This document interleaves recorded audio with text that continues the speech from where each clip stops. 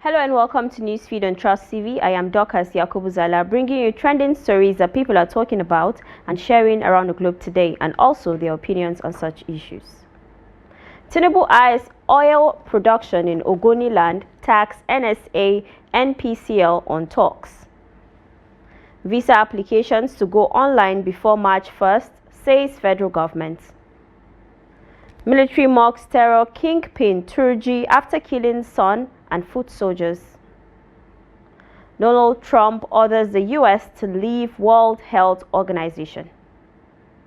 Now, top on what's trending, President Bola Tinubu on Tuesday directed the National Security Advisor, Nuhu Ribadu, to coordinate negotiations with various parties within Ogoniland in the oil-rich Niger Delta area to resume oil production in the area.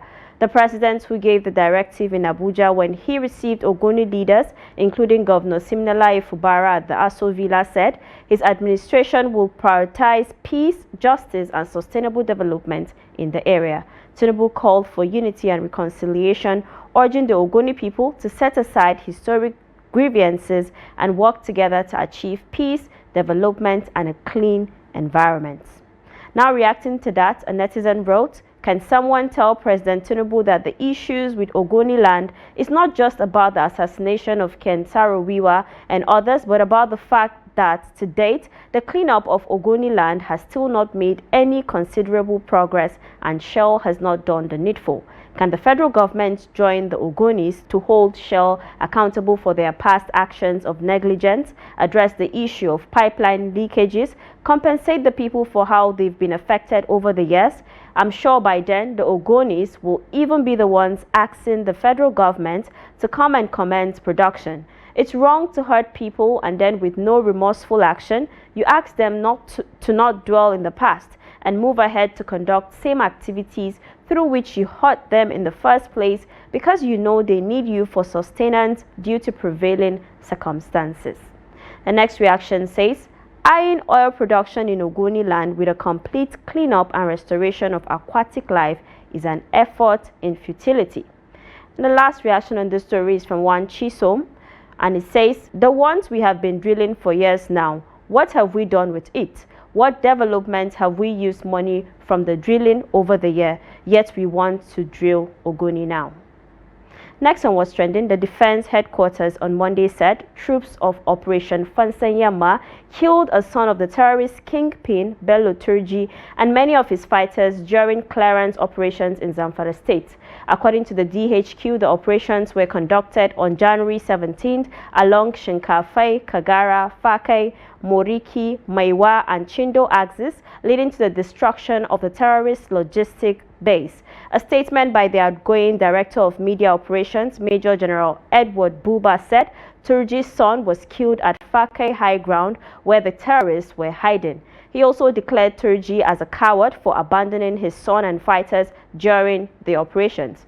Newsmen reports that Turji had repeatedly taunted the military after being declared wanted by the defense headquarters. Specifically, in December 2024, he boldly challenged the military to confront him at his hideout following the arrest of his associate, Baga Wurgi, by troops.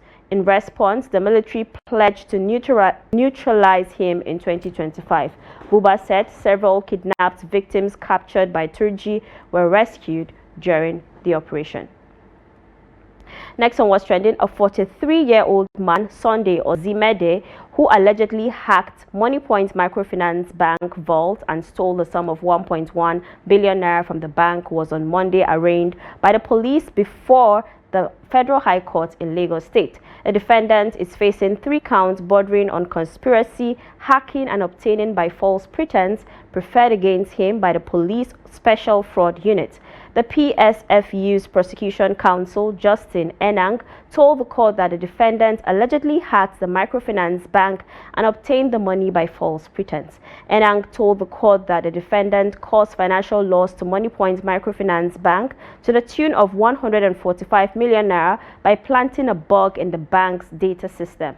He said Osimede and others now at large conspired amongst themselves to commit the alleged offences sometime in May 2024. The prosecutor told the court that Osimede fraudulently diverted the above-mentioned money from various Money Point microfinance banks' customers' deposited funds through numerous transactions to other banks.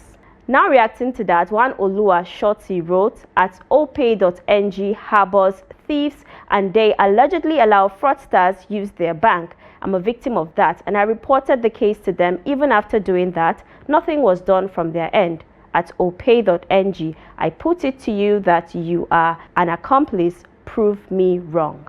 Next one says, I keep telling people, do not keep large sums of money in this money, Opay, and so on.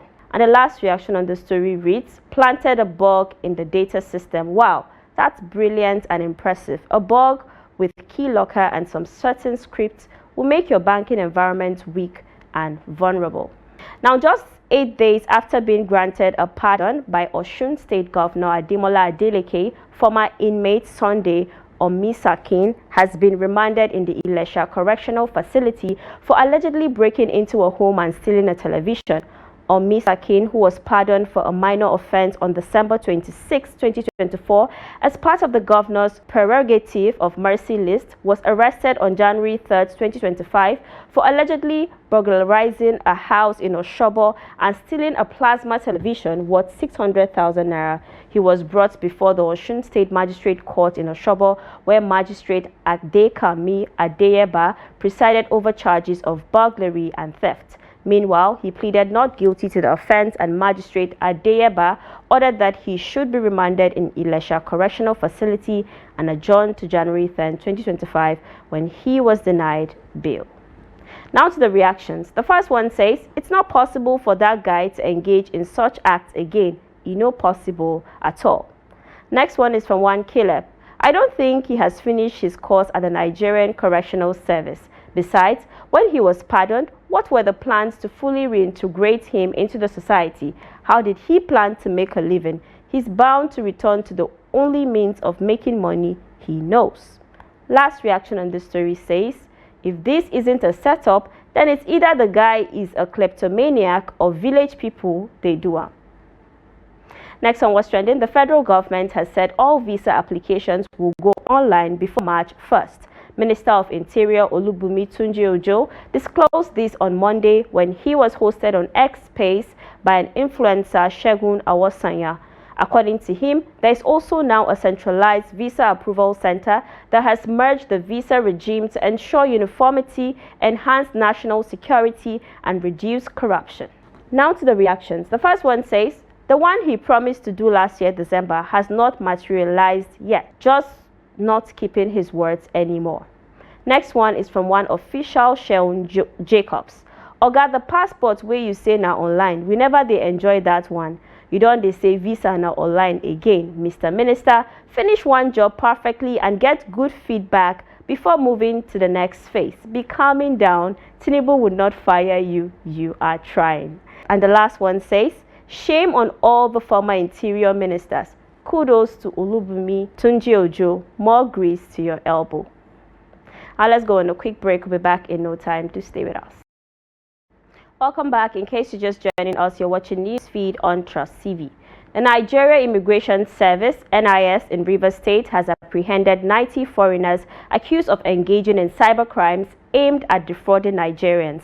The arrests, carried out with the help of other security agencies, followed credible intelligence that led authorities to the suspect's hideout.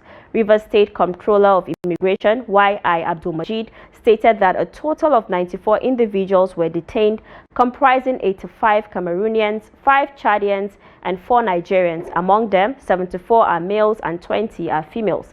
Investigations reveal that all 90 foreign nationals entered the country through illegal routes and lacked valid resident permits or travel documents. Additionally, 2 Nigerians from Rivers State accused of harboring the suspect were also taken into custody.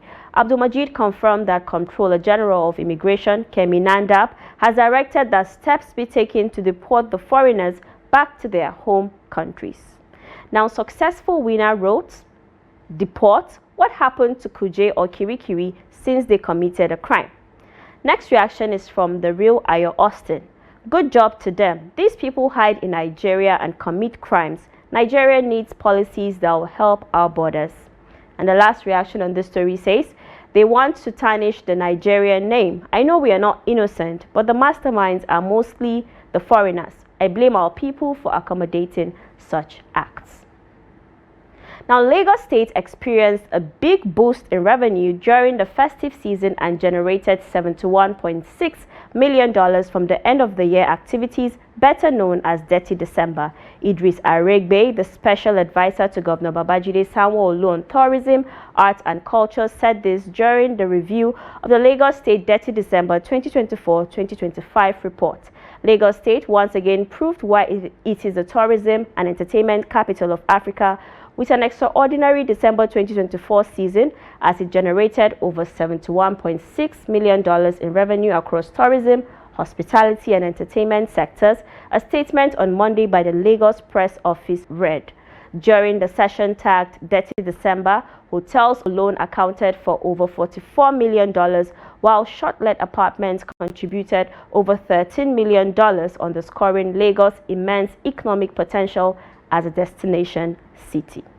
Now reacting to that, one Zamani wrote, imagine if they didn't destroy the beaches, but they decided to destroy things that will generate tax and income for the country for a mega construction. They will still chop the money. Next one is from one official Precious Desire. And you want Tinubu to believe, say we no get money, make una dey play. Next one says, are we now eating dollar, but I believe it's spending dollar or naira, just like United States of America saying they make 100 billion naira, which is not possible. Now, a Nigerian man organized a party to celebrate the inauguration of Donald Trump as President of the United States. The event was captured in a video shared on TikTok by Jamilu Majia on Monday. The post captioned, "Congratulations, Mr. President, #Trump inaugural luncheon in Nigeria." It showcased participants singing in Hausa and clapping in celebration. Donald Trump was sworn in as the 47th President of the United States on Monday. Let's take a look.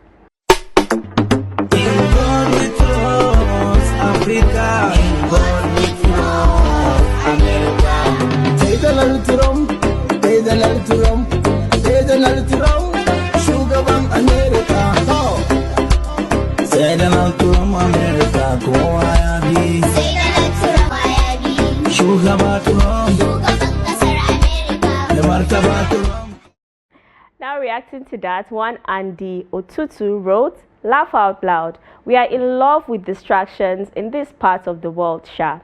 Next one is from one Muhammad. I hope and want to believe you were given a contract by the US Embassy.